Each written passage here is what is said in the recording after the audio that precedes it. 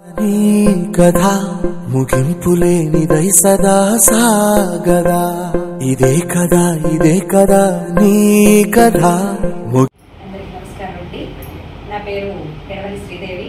నేను పద్మశ్రీ మిర్యాల అప్పారావు గారి కుమార్తెను. వారికి పద్మశ్రీ అవార్డు రావడం మాకంతా కూడా ఆనందంగా ఉంది. పట్టిలో మాణిక్యాలను వెతికి తెలిసినట్లుగా ఎంతో చక్కగా కేంద్ర ప్రభుత్వం అయితేనేవండి, రాష్ట్ర ప్రభుత్వం, అదేవిధంగా మన గ్రామంలో ఉండేటువంటి మన తేజారెడ్డి గారి గురించి చెప్పాలంటే ముఖ్యంగా ఒక మాటలో సరిపోదండి. మన పెద్దలు ఒక మాట అన్నారు, ఏ కోపి గుణవాన్ పుత్రో నిపుణుడైన శతవ్రపి ఏకచంద్ర ప్రకాశైన నక్షత్రంకి ప్రయోజనం అన్నారు. అంటే ఆకాశంలో లక్షల కొద్ది నక్షత్రాలు ఉంటాయి. ఏ కోపి గుణవాన్ పుత్రో, గుణవంతుడైనటువంటి కుమారుడు ఒక్కడున్నా సరిపోతుంది.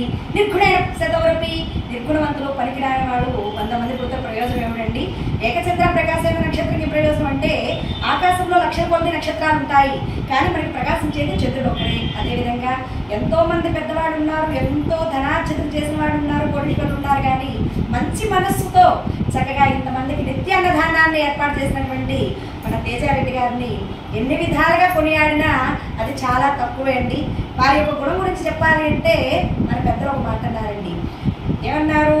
ధాతృత్వం, ప్రియవక్రత్వం, ధీరత్వం, ముచుకుణత్వం, అభ్యాస నలభ్యతే చత్వార సహజ గుణం అన్నారు. అంటే ధాతృత్వం, ఒకరికి దానం చేయాలి అన్నా, ప్రియవక్రత్వం, ఎవరో తెలియని వాళ్ళు మన దగ్గరికి వచ్చినప్పటికీ కూడా వాళ్ళతో ప్రియంగా మాట్లాడాలి అన్నా, ధీరత్వం, ఎన్ని కష్టాలు వచ్చినప్పటికీ కూడా ధైర్యంగా ఎదుర్కోవాలన్నా, ఇవన్నీ కూడా చత్వార సహజ గుణాలండి. అభ్యసిస్తే వచ్చేటువంటి విద్యలు కాదట, వాళ్ళ తాతలు తండ్రుల దగ్గర నుంచి వచ్చేటువంటి సద్గుణాలతో ఉన్నటువంటి మన తేజారెడ్డి గారికి మరీ ఎన్నిసార్లు మనం అభినందించినా అది చాలా చిన్న విషయమే అనిపిస్తుంది నాకు మాత్రం.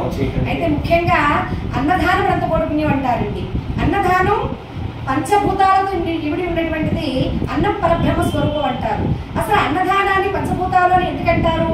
పృథివీ వాయుపస్తేజో ఆయురాకాశమనడి పంచమభూతములు గలవు. పృథివీ అంటే భూమి నుండి వచ్చిందే పాత్ర, అదేవిధంగా జలము, నీరు లేకుంటే అన్నం అవ్వదు.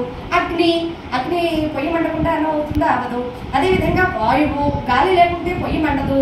అదేవిధంగా కుత అనేటువంటి శబ్దము ఆకాశం యొక్క ఉరుములతో సమానం కనుక అన్నం పరబ్రహ్మ స్వరూపము అంటారు. అన్ని దానాల్లో కూడా అన్నదానం చాలా గొప్పదంటారు. ఎందుచేత అన్నదానం గొప్పదైందండి అంటే దీనికి చిన్న ఉదాహరణ చెప్పుకుందామండి. ఒకనాడు చక్కగా స్వర్గలోకంలో మన దానవీర సూరకర్ణ, అంటే కర్ణుడికి మించినటువంటి దానాలు ఎవరు కూడా చేయలేదండి.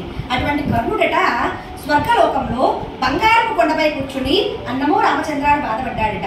అటుగా వెళుతున్నటువంటి ఇంద్రుడు చూశాడు కర్ణుడు. ఏవయ్యా ఇంద్ర, నీవు నా వద్దకు మాయ వేషంలో వచ్చావు. ఎందుకు వస్తాడు ఆయన ఇంద్రుడు? ప్రతి ఒక్కరిని కూడా పరీక్షించడం ఆయన కార్యక్రమం కనుక మాయ వేషంలో ఇంద్రుడు వచ్చాడు. వచ్చి నీ కవచము కుందనాలు ఇచ్చేవయ్యా అనగానే తన శరీరంతో ఉండేటువంటి, అంటే తన పుట్టుకతోనే శరీరంతో కలిసి వచ్చినటువంటి కవచము కుందనాలను కూడా వలిచిచ్చేశాడు కర్ణుడు. అటువంటి కవచము కుందనాలు కూడా వలిచిచ్చేసినటువంటి నాకు స్వర్గం అంటేనే ఆనందం. అటువంటి స్వర్గలోకంలో బంగారపు కొండపై కూర్చున్నటువంటి నాకు ఆకలి వేస్తుంది ఎందుకయ్యా అని చెప్పాడుగాడట ఆ ఇంద్రుణ్ణి కర్ణుడు. అటుగా వెళ్తున్నటువంటి శ్రీకృష్ణ భగవాను చూసి, చూడవయ్యా కర్ణా, నీకు గోదానం చేసావు, భూదానం చేసావు, వస్త్రదానం చేసావు, ఎన్నో దానాలు చేసిన ఫలితం నీలో ఉంది కనుక నువ్వు స్వర్గానికి వచ్చావయ్యా. విరివిగా సువర్ణాన్ని ఎవరికి పెడితే వారికి దానం చేస్తావు కనుక నీవు బంగారపు కొండపై కూర్చున్నావయ్యా, కానీ నీ చేతో పట్టెడన్నం ఎవరికి పెట్టలేదయ్యా కన్నా, కనుకనే నీకు ఈనాడు కూడా స్వర్గంలో కూడా ఆకలి వేస్తుంది అంటే అప్పుడు కర్ణుడు చూసి అడిగాడట, మరి దీనికి పరిష్కారం ఏమిటయ్యా స్వామి కృష్ణ భగవానుడా అంటూ అనగానే, చూడవయ్యా నీ యొక్క గొడవను మేము నోట్లో పెట్టుకుని చప్పరించినట్లుగా అయితే నీకు ఆకలి తీరుతుంది అనేటువంటి వరాన్ని కృష్ణ భగవానుడు కర్ణుడికి ఇచ్చాడట. అదేవిధంగా చిన్న పిల్లలు కూడా పరిపాటుగా పొట్టలు వేలు పెట్టుకుని చప్పరిస్తూ ఉంటారు. పెద్దవాళ్ళు అది తీస్తేనే వాడు పాలు తాగుతాడు అని మందరిస్తూ ఉంటారు అనమాట. అటువంటి గొప్ప అన్నదాన కార్యక్రమాన్ని ఏమండి, ఎంత వర్షం వచ్చినా ఎటువంటి గాలులు వీస్తున్నా ప్రతి నిత్యము కూడా కిందనే ఆహార పదార్థాలన్నీ కూడా తయారు చేయించి చక్కగా ఎంతో 100 మందికి అన్నదానాన్ని చేస్తున్నటువంటి మన తేజారెడ్డి గారికి నిజంగా మా కళాభివందనం తరఫున ప్రతి ఒక్కరి తరఫున కూడా కళాభివందనాలు, అభినందనలు తెలియజేస్తున్నామండి. వీరికి వీరి కుటుంబానికి కూడా ఆ భగవంతుడు ధన కనక వస్తువాహన ఛత్రచామర ధూళిగా భూసుర పసుపున అనేక పుత్ర పౌత్రాభి శ్రీడు దయచేసి వీరిని వీరి కుటుంబాన్ని సర్వదా కూడా కాచి కాపాడాలని మనస్ఫూర్తిగా కోరి ప్రార్థిస్తున్నామండి. మేమందరం కూడా ధన్యులం. స్వస్తి.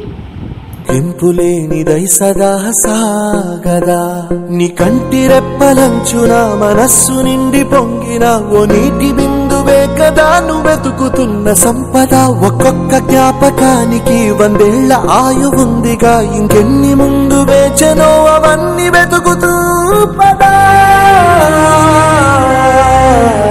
మనుష్యులందు నీ కథ మహర్షిలాగా సాగదా మనుష్యులందు నీ కథ మహర్షిలాగా సాగదా